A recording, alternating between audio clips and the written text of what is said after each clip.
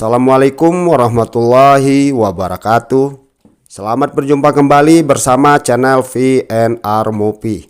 Seperti biasa, masih bersama saya Bang Jo. Kali ini saya akan menceritakan sebuah alur film yang berjudul I'm Skaten yang dirilis pada tahun 2011. Oke, tanpa berlama-lama, yang suka sama channel VNR Movie silakan untuk di subscribe dulu. Semoga kita semua diberikan kesehatan serta apa yang dicita-citakan semoga segera disemogakan. Amin ya robbal alamin.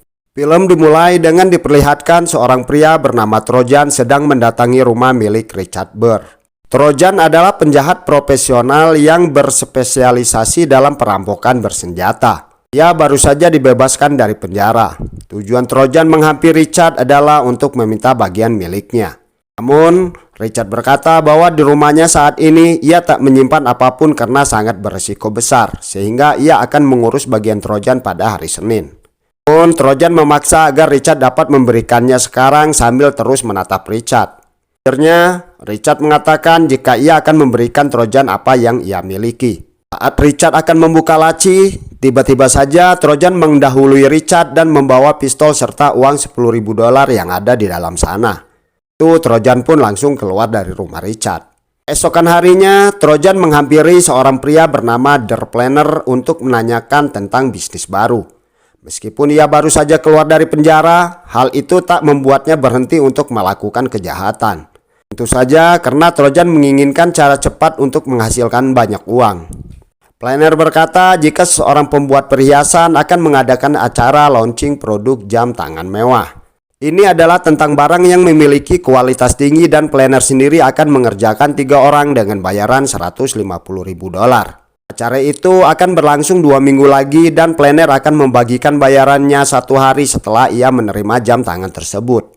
Setelah mendengar itu, Trojan tanpa basa-basi langsung berkata bahwa bayaran $50.000 per orang tidaklah terlalu besar. Juga mengatakan jika ia akan memikirkannya dan ia juga ingin bertemu dengan 2 partnernya lebih dulu sebelum memutuskan untuk mengambil pekerjaannya. Kemudian Trojan mengendarai mobilnya menuju ke pusat perbelanjaan. Ia membeli beberapa kemeja dan juga sarung tangan. Setelah membayar, Trojan memutuskan untuk kembali ke hotel tempatnya menginap. Namun sesampainya di depan pintu, ia melihat ada sebuah kertas. Hal itu membuat Trojan merasa curiga sehingga ia memilih untuk berbalik badan dan bersembunyi. Benar saja, tak lama kemudian 2 orang pria keluar dari kamar hotel miliknya. Melihat itu, Trojan segera memukul salah satunya dan menodongkan pistol ke pria satunya lagi. Ia meminta agar pria itu meletakkan pistolnya ke lantai dan segera membawanya.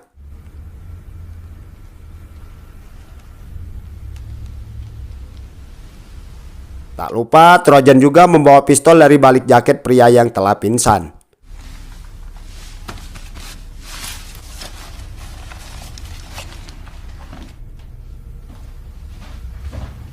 Di sisi lain, seorang pria memasuki sebuah mobil yang terparkir di sisi jalan. Pria itu mengatakan jika dirinya hampir tidak menyingkirkan apapun.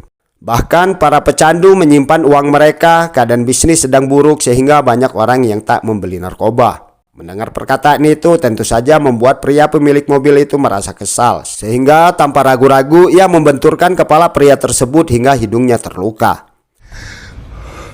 Willst du gerade mich verarschen? Das ist dein Anteil 10%. Sedangkan di tempat lain, Trojan sedang di hotel berjalan menuju ke kamar nomor 139. Pemilik kamar itu bernama Hirce. Setelah dipersilakan masuk, Trojan bertanya pendapat Hirce tentang pekerjaan yang akan mereka lakukan. Lalu Hirce mengatakan jika pekerjaan mereka sepertinya terlihat sangat mudah. Dengan tim yang tepat akan semakin memudahkan pekerjaan mereka. Tak lama, seorang pria mendatangi kamar milik Hirce. Pria itu bernama Timo. Setelah berbincang dengan Timo, Trojan berpikir jika Timo bukanlah orang yang tepat untuk dijadikan partner. Trojan pun pergi dari sana. Trojan pun memutuskan untuk tak mengambil pekerjaan yang ditawarkan oleh Der Planner.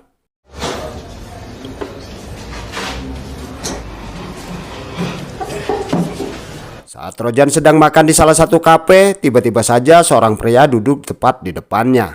Pria itu berkata jika dia mendengar bahwa Trojan tertarik dengan jam tangan mewah. Pria itu mengajak Trojan untuk bekerja sama dengan seorang informan. Und in diesem Fall glaube ich dir sogar. Können wir unser Gespräch beenden? Was hast du denn jetzt vor, Trojan? Blumenladen aufmachen? Namun Trojan tak menjawab apapun dan bergegas meninggalkan kafetaria itu. Beberapa saat kemudian, Trojan membuat janji dengan pengacara sekaligus kekasihnya bernama Dora Hillman. Dora bertanya tentang pekerjaan Trojan yang akan menghasilkan banyak uang. Dora mengatakan jika ia sudah bertanya pada beberapa orang, tapi Dora tak yakin bisa membantu karena kontaknya tidak memiliki banyak hal yang Trojan cari. Satu-satunya hal yang Dora tahu adalah ia mewakili seorang pria di pengadilan dan berjalan dengan baik. Setelah selesai persidangan, mereka minum dan pria itu membawa seorang teman. Semakin banyak teman dari pria itu mabuk, semakin banyak juga dia berbicara. Pria itu bekerja sebagai driver mobil transportasi pengangkut uang di sebuah perusahaan. Dia juga mengatakan betapa mudahnya merampok transportasi uang tempat dia bekerja. Tapi dia tidak memiliki siapapun untuk diajak bekerja sama. Setelah itu, Trojan mendatangi tempat rekan lamanya bernama Nico yang bekerja di bengkel. Darauf, dass du wieder draußen bist. Trojan mengajak Nico untuk bekerja sama. Lalu Nico berkata bahwa sebuah mobil transportasi uang mengingatkan ia pada pekerjaan yang dulu bersama mereka lakukan. Namun masalahnya ia telah berhenti melakukan pekerjaan seperti itu. Mendengar perkataan Nico, Trojan mengingatkan jika dulu Nico memiliki bisnis narkoba. Trojan berusaha meyakinkan Nico lalu setelahnya pergi dari sana. Warten wir ab, wie sich die Sache entwickelt, dann entscheiden wir. Trojan kembali bertemu dengan Dora. Dora mengatakan jika dia telah bertemu dengan seseorang yang akan menjadi partner Trojan. Namanya adalah Martin Kruger. Lalu Trojan berkata jika ia juga telah menemukan partner lainnya, yang tak lain adalah Nico, namun Trojan masih harus meyakinkan Nico. Sementara di seberang jalan, seorang pria bernama Meyer terus memperhatikan Trojan dan Dora yang sedang berbincang. Saat mereka berdua keluar, Meyer mengikuti mobil Dora hingga berhenti di salah satu apartemen.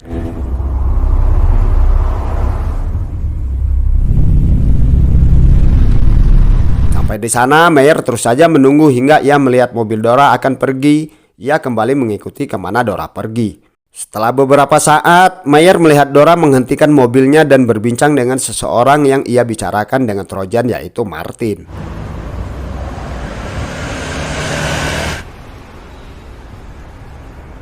Tak lama kemudian, Dora dan Martin Kruger pergi menggunakan mobilnya masing-masing. Melihat itu, Meyer memutuskan untuk mengikuti mobil milik Martin.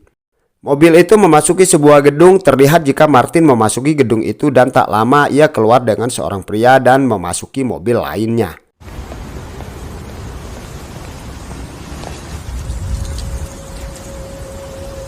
Di sisi lain, seorang pria bernama Dragan menghampiri rumah Richard Burr. Richard berkata bagaimana mungkin Dragan tidak dapat menemukan keberadaan Trojan.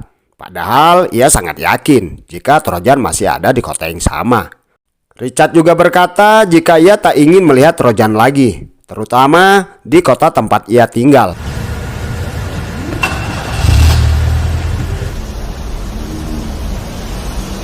Beberapa saat kemudian, Dora bertemu kembali dengan Martin Kruger di suatu tempat. Martin berkata bahwa dia telah memikirkan hal ini. Pertama, ia tak tahu siapa nama yang akan menjadi partnernya.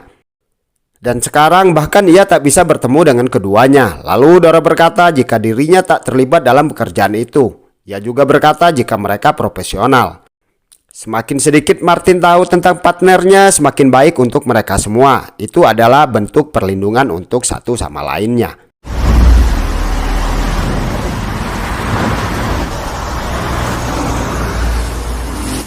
Setelah Martin pergi, Trojan bergegas menghampiri Dora. Mereka berdua terlihat berbincang dan masih dalam pengawasan Meyer di seberang jalan. Malam harinya, Trojan dan Dora masih bersama. Dora bertanya tentang apa yang akan dilakukan oleh Trojan saat semuanya berakhir. Lalu Trojan menjawab jika ia akan menghilang untuk sementara waktu ke tempat di mana tidak ada yang bisa mengganggu dirinya. Keesokan harinya, Trojan dan Nico tengah memperhatikan dua orang pria. Lalu Nico berkata jika seseorang pria yang memiliki rambut panjang bernama Martin Kruger. Nico juga mengatakan saat Martin keluar dengan membawa uang dan pria satunya lagi keluar membuka mobil van, saat itulah mereka melakukan aksinya. Beberapa saat kemudian, Trojan mendatangi Planner. Trojan berkata jika maksud kedatangannya bertemu dengan Planner adalah karena ia membutuhkan dua senjata. Trojan juga mengatakan jika Planner sebelumnya memiliki anggota yang lebih baik, seorang pecandu narkoba dan pecandu alkohol. Lalu Planner segera membawa senjata yang dibutuhkan oleh Trojan sambil mengatakan bahwa ia sangat terkejut karena Trojan membutuhkan dirinya lagi. Trojan pun tersenyum mendengar perkataan Planner. Saat Trojan mengambil salah satu pistol itu, Planner berkata bahwa itu adalah tipe Beretta 92. Beretta 92 hat einen leichten Rechtsstrahl. Memiliki putaran sedikit ke kanan dan harga per unitnya $1.000 khusus untuk Trojan. Setelah memberikan uangnya pada Planner, lalu Trojan pun segera pergi ke hotel tempatnya tinggal. Di sana ia memasukkan segala perlengkapan miliknya ke dalam tas. Setelah selesai dan memastikan tak ada yang tertinggal, ia pun segera meninggalkan kamar hotelnya. Trojan mengendarai mobilnya menuju ke hotel lainnya. Setibanya di sana, ia segera melakukan check-in. Saat sudah berada di dalam kamar, Trojan segera memasukkan peluru ke dalam pistol.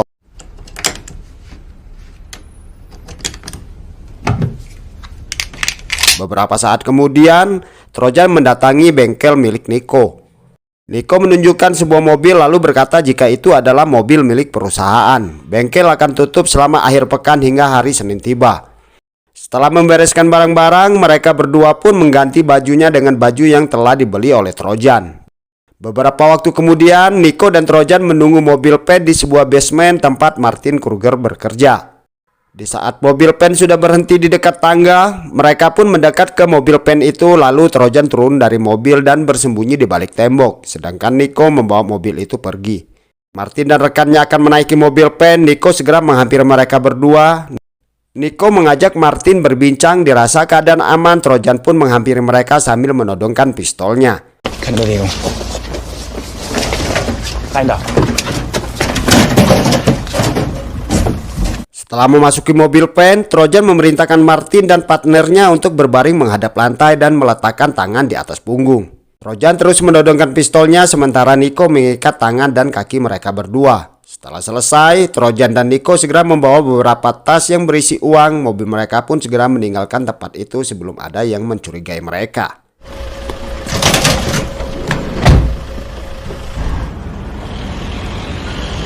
Mobil mereka berhenti di suatu tempat. Mereka mengganti baju dan mobilnya. Tak lupa mereka memindahkan tas yang berisi uang ke dalam mobil yang baru. Mereka bergegas pergi dari sana menuju ke bengkel milik Niko. Sesampainya di bengkel, Niko dan Trojan segera mengeluarkan 4 tas yang mereka rampok tadi. Setelah itu, Niko segera memotong kunci gembok menggunakan mesin pemotong.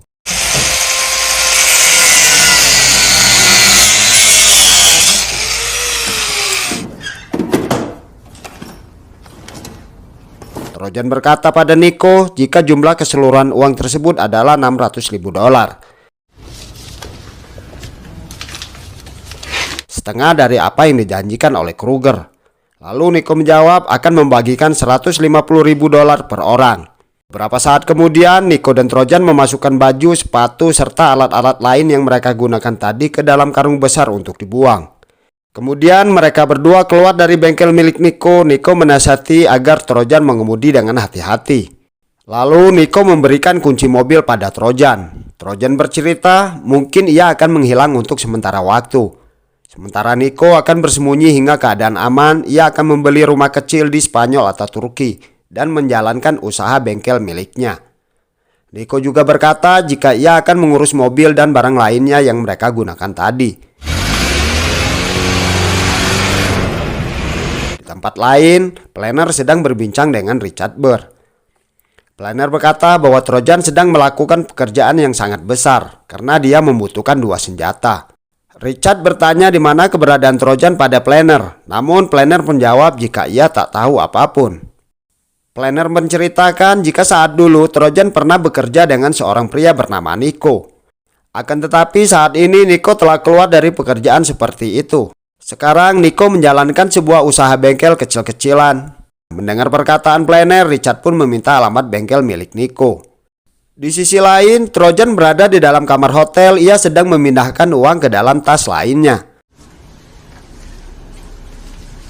Setelah memastikan tak ada barang-barang miliknya yang tertinggal, ia pun segera keluar dari kamar hotel tersebut. Trojan mendatangi apartemen milik Dora.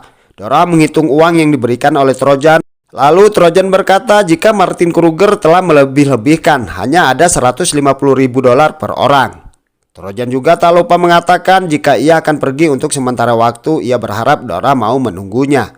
Lalu Dora berpamitan pada Trojan, ia akan pergi menemui Martin untuk memberikan bagian Martin. Sementara Trojan menunggu di apartemen Dora, Trojan berencana untuk menginap 1 malam sebelum ia harus pergi esok hari.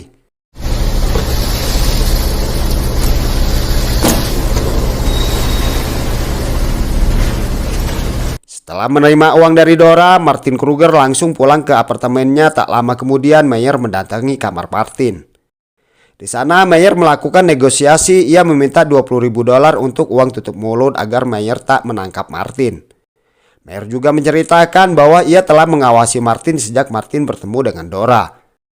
Tentu saja perkataan Meyer membuat Martin panik, sehingga mau tak mau akhirnya ia memberikan 20.000 dolar pada Meyer dengan imbalan ia tak ingin melihat Meyer lagi. Martin pun segera membawa uang itu di dalam tas. Saat ia sedang menghitung uangnya, tiba-tiba saja Meyer menembak Martin hingga tewas.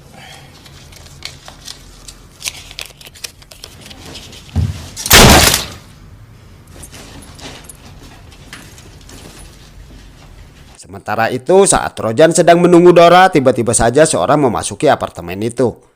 Trojan dengan cepat menembak perut pria tersebut, lalu ia segera menyalakan lampu dan itu ternyata adalah Meyer.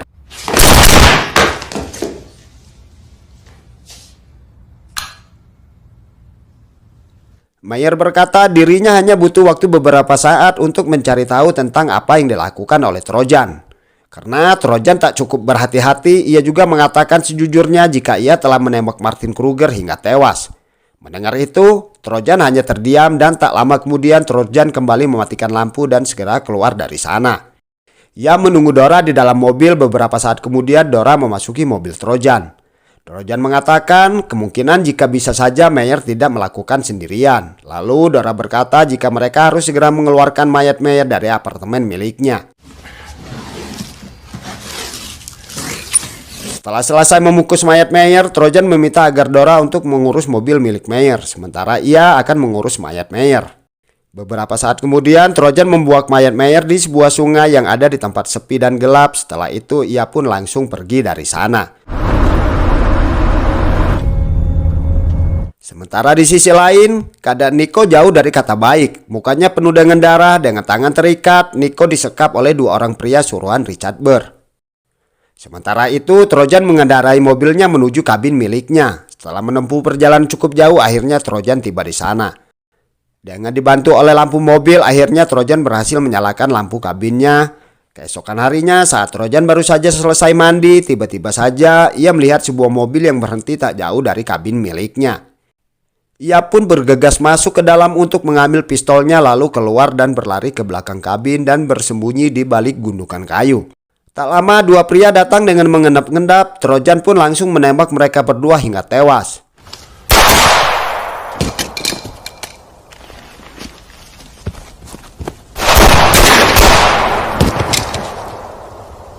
Lalu Trojan memasukkan 2 mayat pria itu ke dalam bagasi mobil. Trojan mengendarai mobil itu hingga akhirnya ia berhenti di suatu tempat.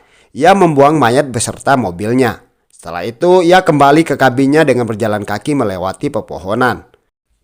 Setelah hampir sampai, ia melihat ada 1 pria, 1 wanita, dan 2 polisi berada di depan kabin miliknya. Salah satu polisi itu mengintip jendela untuk melihat keadaan di dalam kabinnya. Melihat itu, Trojan dengan cepat berlari menjauh tempat itu. Setelah berlari sangat jauh, akhirnya ia berhenti di sebuah tempat. Ia mencoba membuka salah satu mobil yang terparkir di sana, namun sialnya terkunci. Hingga tak lama, sebuah mobil berhenti di sana. Setelah pemilik mobil itu pergi ke dalam, Trojan segera memasuki mobil itu dan membawanya pergi. Film pun selesai.